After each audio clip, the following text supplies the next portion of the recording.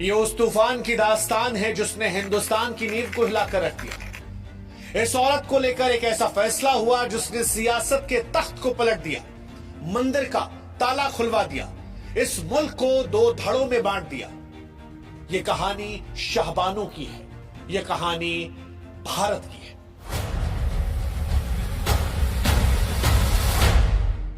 शाहबानों बनाम मोहम्मद अहमद खान। 40 साल पहले साल 1985 में एक ऐसा केस आया जिसने राजनीतिक भूचाल ला दिया। ऐसा भूचाल जिसकी लपटें आज भी सुलग रही हैं।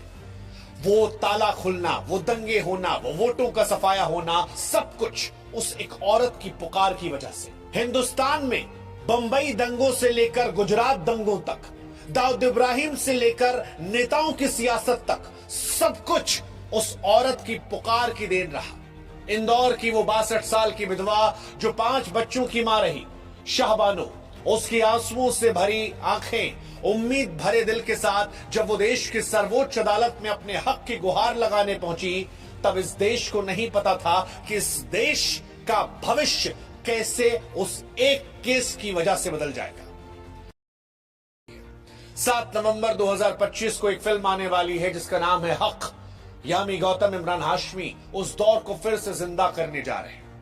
हमें लगा कि जब एक बार फिर से इस कहानी को दोहराया जा रहा है तो क्यों ना इस कहानी को हम आपको बताएं, क्योंकि ये फिल्म सिर्फ अतीत की कहानी नहीं बल्कि आज के भारत के नफ्स को भी टटोलती है, जहां पर यूनिफॉर्म सिविल कोड की गूंज एक बार फिर सुनाई पड़ेगी और फिर शाहबानों के संघर्ष, उस फैसले के असर और उस तूफान का जिक्र होगा जिसने भारत को हमेशा हमेशा के लिए बदल दिया।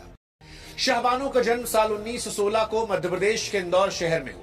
16 साल की उम्र में उसकी शादी मोहम्मद अहमद खान से कर दी गई जो एक वकील थे।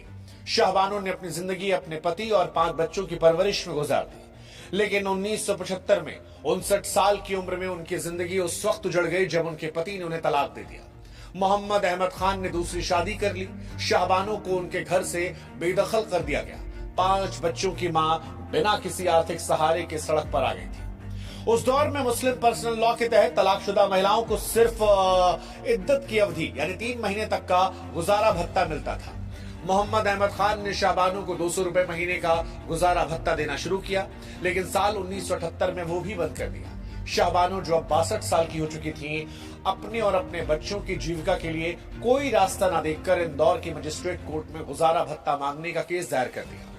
उन्होंने आपराधिक दंड संहिता सीआरपीसी की धारा 125 के तहत अपने हक की मांग की, जो हर पति को अपनी पत्नी और बच्चों को आर्थिक सहायता देने का आदेश देती है, चाहे वो किसी भी धर्म का हो। और यहीं से शाहबानों की लड़ाई शुरू होती है।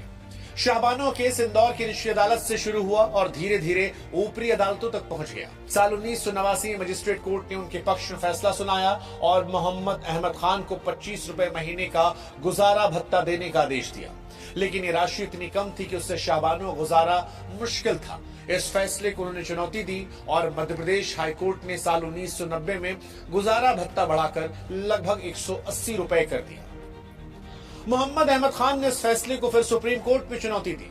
उनका तर्क था कि मुस्लिम पर्सनल लॉ के तहत तलाकशुदा पत्नी को सिर्फ इद्दत की अवधि तक गुजारा भत्ता मिलना चाहिए और उसके बाद पति की कोई जिम्मेदारी नहीं रहती।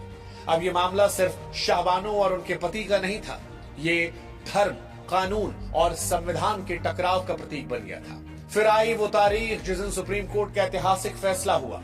23 अप्रैल साल 1985 को सुप्रीम कोर्ट की 5 जजों की बेंच, जिसकी अध्यक्षता मुख्य न्यायाधीश YB चंद्रचूड़ ने की, उन्होंने शाहबानों के पक्ष में फैसला सुना दिया। कोर्ट ने कहा कि सीआरपीसी की धारा 125 सभी भारतीय नागरिकों पर लागू होती है, चाहे धर्म कोई भी हो। मुस्लिम पर्सनल लॉ को इस धारा के ऊपर प्राथमिकता नहीं दी जा सकती। कोर्ट ने मोहम्मद अहमद खान को शाहबानों को 500 रुपए महीने का गुजारा भत्ता देने का आदेश दिया। इसके साथ ही कोर्ट ने टिप्पणी की कि यूनिफॉर्म सिविल कोड लागू करने की जरूरत है ताकि सभी धर्मों के लिए समान कानून बन सके। ये फैसला न केवल शाहबानों के लिए जीत था बल्कि ये भारत के संविधान के समानता के सिद्धांत की भी जीत थी। लेकिन इस फैसले ने एक ऐसी आग को भी भड़का दिया जिसने पूरे देश को अपनी चपेट में ले लिया। सुप्रीम कोर्ट का यह फैसला आते ही देश में हंगामा मच गया।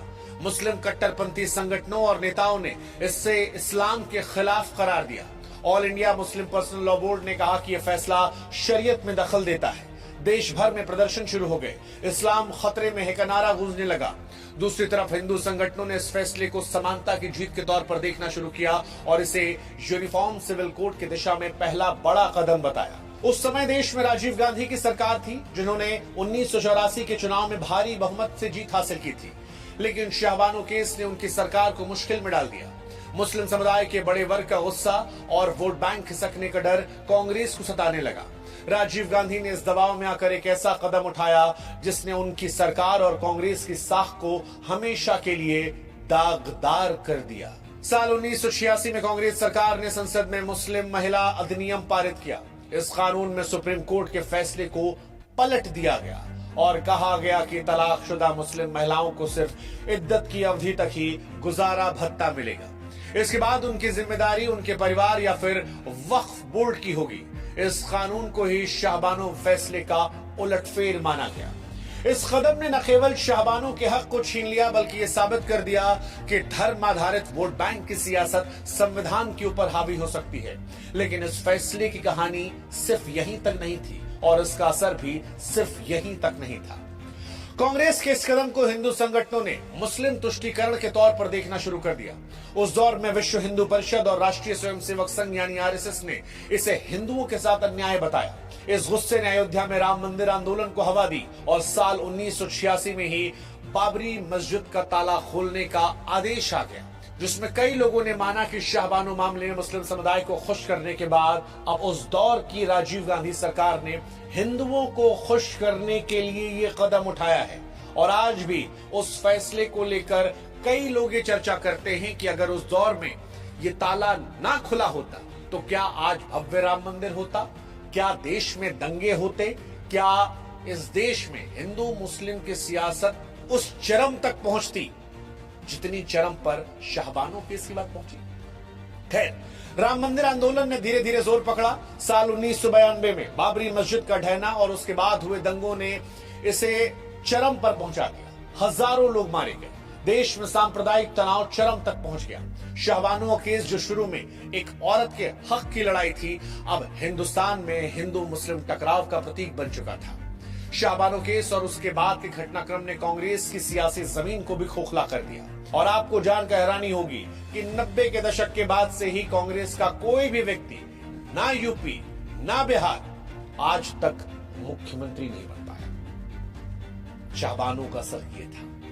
1989 के चुनाव में कांग्रेस को जबरदस्त हार मिली। बीजेपी, जो उस समय एक बहुत छोटी पार्टी थी, उसने राम मंदिर आंदोलन के दम पर अपनी ताकत बढ़ाई। 1984 में जहां बीजेपी के पास सिर्फ 2 सीटें थी, वो अगले चुनाव में 85 हो गई।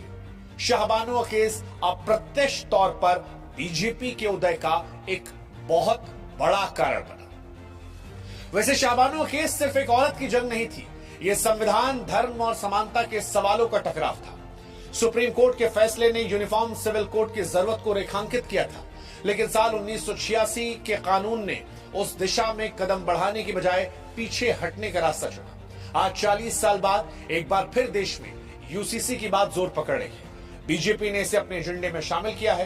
कई राज्यों में इसके लिए कदम भी उठाए जा रहे हैं। शाहबानो केस आज भी भारत में बहस की चर्चा है कि क्या भारत में सभी धर्मों के लिए एक समान कानून हो सकता है? क्या धर्म और संविधान के बीच संतुलन बनाया जा सकता है? ये सवाल आज भी उतने प्रासंगिक हैं जितने साल 1985 में थे। और इसीलिए जब 7 नवंबर 2025 को रिलीज होने वाली फिल्म हक, जो शाहबानो की जिंदगी को, उनकी कहानी को बड़े पर्दे पर ला रही है, जिसमें यामी गौतम इमरान हाशमी एक्ट कर रहे हैं, तो फिर ये चर्चा तेज होगी कि शाहबानो ने उस दौर में कैसे सियासत, सामाजिक तनाव और धार्मिक टकराव को दिखाया था, बढ़ाया था और उसका असर कैसे आज तक हो रहा है।